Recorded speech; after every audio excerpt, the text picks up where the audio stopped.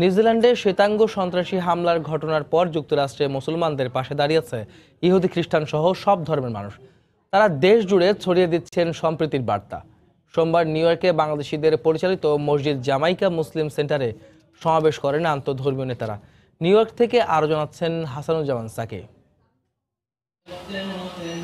নিউজিল্যান্ডের মসজিদে সন্ত্রাসী হামলায় 50 জন নিহতের ঘটনার পর প্রতিদিনই যুক্তরাষ্ট্রের মসজিদগুলোতে সম্প্রীতি সমাবেশ অনুষ্ঠিত হচ্ছে। মূলধারার গণমাধ্যমেও এসব সমাবেশ গুরুত্বের সাথে প্রচার হচ্ছে।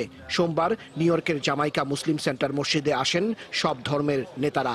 যারা সাদা কালো এবং যে রেসিজম চলতেছে তার বিরুদ্ধে আমরা সোচ্চার, এবং আজকে সমস্ত ধর্মের লোক আমাদের মসজিদে এসেছেন।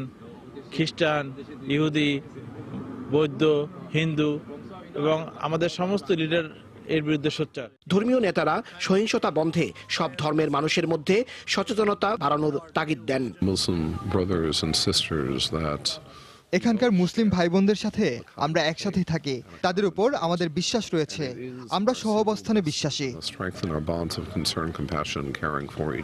তারা নিউজিল্যান্ডের হামলার পর এ নিয়ে যুক্তরাষ্ট্রের মূলধারার রাজনীতিবিদদের সোচ্চার থাকায় তাদের ভূমিকার প্রশংসা করেন।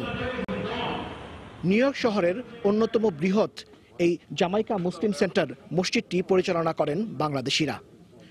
বিশ্বজুড়ে এই মুহূর্তে যে ধর্মীয় উত্তেজনা সৃষ্টি হয়েছে তার প্রেক্ষিতে নিউ ইয়র্কের আন্তঃধর্মীয় নেতারা এই মসজিদ ঘিরেই এখন সচেতনতামূলক কর্মসূচি পালন করছেন। হাসানুজ্জামান সাকি, সময় সংবাদ, নিউ ইয়র্ক।